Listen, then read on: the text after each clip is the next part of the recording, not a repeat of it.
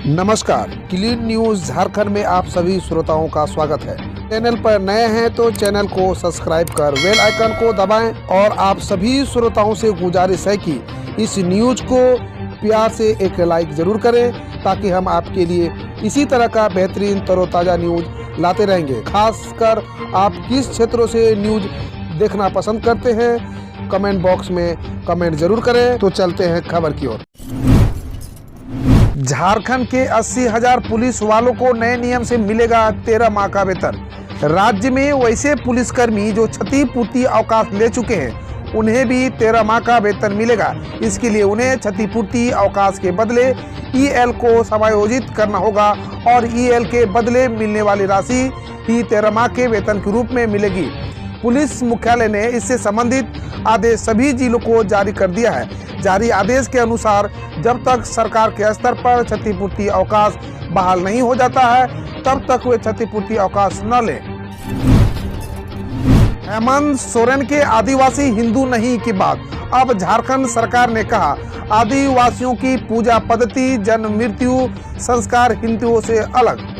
झारखंड के मुख्यमंत्री के इस बयान के बाद पूरे देश में इसे लेकर एक नई बहस छिड़ गई है। इस बीच से राज्य के गृह विभाग की ओर से यह आधिकारिक बयान सामने आया है कि झारखंड में निवास करने वाली 32 जनजातीय समुदाय की पूजा पद्धति, रीति रिवाज, जन्म मृत्यु संस्कार और पर्व त्योहार दूसरे धर्मावलंबियों यानी हिंदू, मुस्लिम, सिख, ईसाई आदि से बिल्कुल अलग है। झारखंड में फिर मॉब लिंचिंग, गाड़ी चोरी के आरोप में युवक की पीट कर हत्या। झारखंड की राजधानी रांची में एक बड़ी खबर सामने आई है जहां भीड़ ने पीट कर एक युवक की हत्या कर दी है। इस घटना से आसपास के इलाके में सनसनी फैल गई। सूचना के बाद मौके पर पहुंची पुलिस ने शव को कब्जे में लेकर पोस्टमार्टम के लिए भेज दिया। साथ ही मामले की जांच शुरू कर दी। जानकारी के मुताबिक मामला रांची के अनगढ़ा थाना क्षेत्र के महेशपुर गांव का है। इसी गांव के मुबारक नामक युवक पर चोरी का आरोप लगाकर उसके साथ मारपीट की गई जिससे युवक की मौत हो गई। झारखंड में फिर बढ़ा कोरोना, विशेषज्ञ बोले सचेत रहें। 15 दिन भारी मास्क पहने और सोशल डिस्टेंसिंग का पालन भी करें। झारखंड में कोरोना फिर बढ़ने लगा है। पिछले सप्ताह 1 से 7 मार्च तक राज्य में कोरोना संक्रमण दर 0.40% थी जो पिछले 5 दिनों में बढ़कर 0.47% हो गई है। वहीं राजधानी रांची में यह 1.89% पर पहुंच गई है। विशेषज्ञों का कहना है कि झारखंड के लिए खतरे की घंटी है। आने वाले 15-20 दिन काफी सेंसिटिव होंगे, इसलिए हमें विशेष सावधानी बरतने की जरूरत है। रिम्स ट्रामा सेंटर के इंचार्ज डॉक्टर पीके भट्टाचार्य ने कहा कि देश में अब कोरोना के करीब 25,000 नए मरीज मिलने लगे हैं। मुख्यमंत्री के प्रतिनिधि के भाई की हत्या पर जमीन में गाड़ दी लाश। पुलिस ने खुदाई की तो मची हलचल। झारखंड के मुख्यमंत्री हेमंत सोरेन के प्रतिनिधि पंकज मिश्रा के चचेरे भाई धनंजय मिश्रा की हत्या कर दी गई है। हत्या के बाद अपराधियों ने लाश को महादेवगंज के अंबाडी के पास जमीन के अंदर गाड़ दी थी। शनिवार की आधी रात के बाद पुलिस ने जमीन की खुदाई की। इसके बाद लाश बाहर निकाली गई। लाश की शिनाख्त कर ली गई है। मृतक के बहनोई ने लाश की पहचान की। अब साहिबगंज पुलिस हत्या के कारणों का पता लगाने में जुट गई है। इस मामले में पुलिस ने कुछ लोगों को गिरफ्तार किया है, उनसे पूछताछ भी की जा रही है। हालांकि पुलिस अभी तक कुछ भी खुलकर नहीं बोल रही है। नर्सिंग इंस्टीट्यूट की छात्राओं के सब्र की परीक्षा लेने को करता था यौन शोषण, हुआ गिरफ्तार। नर्सिंग की छात्राओं के सब्र का इम्तिहान लेने के लिए उनसे छेड़छाड़ और यौन शोषण करने के आरोप में झारखंड के एक गैर सरकारी संगठन के निदेशक को गिरफ्तार कर लिया गया है।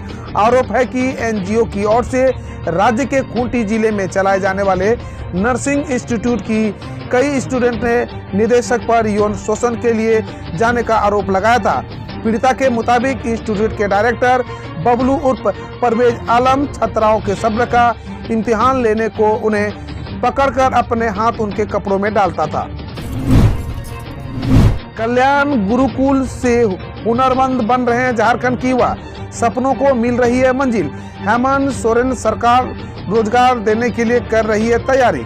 झारखंड के दुमका स्थित धमनी लता निवासी बंगाली पुजहर अपने परिवार के साथ अभावों के बीच जीवन गुजार रहा था। उसके परिवार की वार्षिक आय मात्र 25,000 रुपए थी। जमीन भी बेहद कम थी। परिवार की जरूरतें किसी तरह पूरी हो रही थी। हाई स्कूल की शिक्षा पूरी करने के बाद बंगाली ने परिवार की जिम्मेदारी के कारण स्कूल छोड़ दिया था। इस बीच उसे 2014 में तत्कालीन और वर्तमान मुख्यमंत्री हेमंत सोरेन द्वारा किए गए कौशल विकास कार्यक्रम और कल्याण गुरुकुल के संबंध में जानकारी मिली। प्रशिक्षण के बाद बंगाली का जीवन भी बदल गया। आज वह नोएडा में अच्छी आय पर काम कर रहा है और परिवार खुशहाल है। मुख्यमंत्री हेमंत सोरेन ने कहा कि हमारी सरकार झारखंड के युवाओं को रोजगार प्रदान करने के लिए प्रतिबद्ध है। राज्य में हुनरमंद मानव संसाधन तैयार करने के लिए आवश्यक उपाय किए जा रहे हैं। 133 साल पुराना निकाय, 70% लोग पानी के लिए परेशान। खबर पलामू के प्रमंडलीय मुख्यालय मेदिनीनगर नगर निकाय से है। 133 वर्ष हो चुका है। नगर निकाय अब नगर निगम बन गया है। इसके बावजूद निगम क्षेत्र के 70% घरों तक शुद्ध पेयजल नहीं पहुंच सका है। ऐसा नहीं है कि इस दिशा में प्रयास नहीं हुआ। योजना बनाने, उसके मूल्यांकन, पुनर्मूल्यांकन का खेल पिछले 20 से 40 वर्ष से चल रहा है। फाइलें सभी विभाग दौड़ा चुकी है, लेकिन नकले में पानी नहीं आया। मजबूरन लोग जैसे तैसे अपनी आवश्यकता पूरी कर रहे हैं। राज्य के 3000 बीआरपी सीआरपी अपनी मांगों को लेकर 16 को करेंगे विधानसभा का घेराव।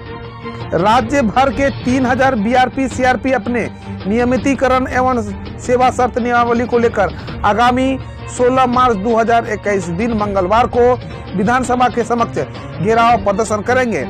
16 वर्षों से कार्यरत बीआरपी सीआरपी शिक्षा विभाग की रीढ़ की तरह है, लेकिन अभी तक इनका सेवा शर्त एवं नियमावली को लेकर सरकार गंभीर नहीं है, जबकि अन्य राज्यों में बीआरपी सीआरपी को वेतनमान एवं सेवा शर्त नियमावली का निर्माण कर सेवा ली जा रही है। हेमंत सरकार के राज्य में खाली पड़े हैं 3,29,000 पद। जानिए किस विभाग में कितनी है वैकेंसी। झारखंड सरकार के कई विभागों में 5.25 लाख सृजित पदों में से 3,29,000 पद रिक्त है। सरकारी कार्यालयों में आधे से अधिक संख्या में पद खाली रहने से कामकाज पर असर पड़ रहा है। योजना सह वित्त विभाग से मिली जानकारी के अनुसार विभिन्न विभागों में 5,25,115 पद सृजित है, जिसमें से मात्र 1,95,255 पदों पर लोग काम कर रहे हैं। शेष 3,29,860 पद रिक्त पड़े हैं, जिसके कारण कार्य क्षमता भी बुरी तरह से प्रभावित है और एक अधिकारी कर्मचारी पर अतिरिक्त बोझ पड़ रहा है। तो चलिए अब जानते हैं खबर देश विदेश से। असम में आतंकवाद व उग्रवाद में आई कमी विकास के पथ पर है राज्य, राजनाथ सिंह का कहना है। रक्षा मंत्री राजनाथ सिंह ने रविवार को असम में एक चुनावी रैली में कहा है कि राज्य में आतंकवाद और उग्रवाद में कमी आई है और असम विकास के पथ पर है। सिंह ने कहा है कि असम में शांति लौट चुकी है और पिछले 5 वर्षों में बीजेपी के शासन के दौरान कई उग्रवादी संगठनों ने अपने हथियार डाल दिए हैं। तमिलनाडु में तंजावुर के एक स्कूल में 56 छात्राएं मिली कोरोना वायरस संक्रमित। तंजावुर के अम्पातई गांव स्थित एक सरकारी सहायता प्राप्त स्कूल में कोविड-19 क्लस्टर मिला है, जिसमें से एक शिक्षक और 56 छात्राएं कोरोना वायरस संक्रमित पाई गई है। स्वास्थ्य विभाग ने पूरे इलाकों को डिसइंफेक्ट किया, जिसके बाद स्कूल को 14 दिनों के लिए बंद कर दिया गया है। गौरतलब है संक्रमित मिली छात्राएं 24 गाँवों की रहने वाली है। दिल्ली बॉर्डर पर प्रदर्शन कर रहे किसानों ने बनाए अस्थायी मकान। तस्वीर आई सामने। दिल्ली के बॉर्डर पर प्रदर्शन कर रहे किसानों ने अपने लिए ईंट और सीमेंट से अस्थायी मकान बनाए हैं, जिनकी तस्वीर सामने आई है। किसान सोशल आर्मी के अनिल मलिक ने ANI को बताया, ये घर किसानों की दृढ़ इच्छा की तरह मजबूत और अस्थायी है। अब तक 25 घर बनाए जा चुके हैं। आगामी दिनों में 1000 से 2000 घर बनाए जाएंगे। पिता का 15 साल पहले निधन हो गया था। मैं अकेले रोटी कमाने वाला हूं, जोमेटो डिलीवरी बॉय का कहना है। बेंगलुरु की महिला को मुक्का मारने के आरोपी जोमेटो के डिलीवरी बॉय कामराज ने आरोप का खंडन करते हुए कहा है कि सच की जीत होगी। कामराज ने कहा है, मैं इससे कानूनी तौर पर लड़ूंगा। मेरी मां को मारविड कंडीशन है और मेरे पिता का निधन 15 साल पहले हो गया था। मैं अपने परिवार में अकेला रोटी कमाने वाला हूं। कोविड-19 के बढ़ते मामलों के बीच उत्तराखंड में मसूरी के कुछ इलाकों में लगा पूर्ण लॉकडाउन। कोविड-19 के बढ़ते मामलों के बीच देहरादून के जिलाधिकारी ने शनिवार को मसूरी के गेलवे कॉटेज और सेंट जॉर्ज स्कूल बालोरगंज में पूर्ण लॉकडाउन लगाने के आदेश दिए। यहां सभी दुकानें व कार्यालय बंद रहेंगे और प्रशासन द्वारा आवश्यक वस्तुओं की व्यवस्था की जाएगी। एक परिवार से एक ही व्यक्ति को घर से बाहर जरूरी सामान खरीदने की अनुमति है। यशवंत सिन्हा को धर्मेंद्र प्रधान ने बताया अवसरवादी, कहा अब साहब की उम्र हो गई है। केंद्रीय पेट्रोलियम मंत्री धर्मेंद्र प्रधान ने टीएमसी में शामिल होने वाले पूर्व बीजेपी नेता यशवंत सिन्हा को लेकर कहा है, अवसरवादियों के बारे में कम बात करना बेहतर है। यशवंत साहब की अब उम्र हो गई है। उन्होंने कहा, शायद वह यह गणित नहीं जानते हैं कि अटल जी और मोदी जी ने पूर्वी भारत के लिए बहुत काम किया है। कांग्रेस ने तमिलनाडु विधानसभा चुनाव के लिए उम्मीदवारों की पहली सूची जारी की। कांग्रेस ने तमिलनाडु विधानसभा चुनाव के लिए शनिवार को 21 उम्मीदवारों की पहली सूची जारी की है। गौरतलब है कि कांग्रेस राज्य के डीएमके के साथ गठबंधन में है, जिसके तहत उसे चुनाव में 25 सीटें मिली है। गौरतलब है कि 234 सीटों वाली तमिलनाडु विधानसभा के लिए 6 अप्रैल को मतदान होगा और 2 मई को नतीजे जारी किए जाएंगे। जम्मू कश्मीर पुलिस ने 9 वांछित आतंकवादियों व आतंकवादियों के सहयोगी की सूची जारी की है। जम्मू कश्मीर पुलिस ने श्रीनगर व कश्मीर घाटी के बाहरी इलाकों में सक्रिय 9 वांछित आतंकवादियों और आतंकवादियों के सहयोगी की सूची उनकी तस्वीरों के साथ जारी कर इनकी सूचना देने वालों को उचित इनाम की घोषणा की है।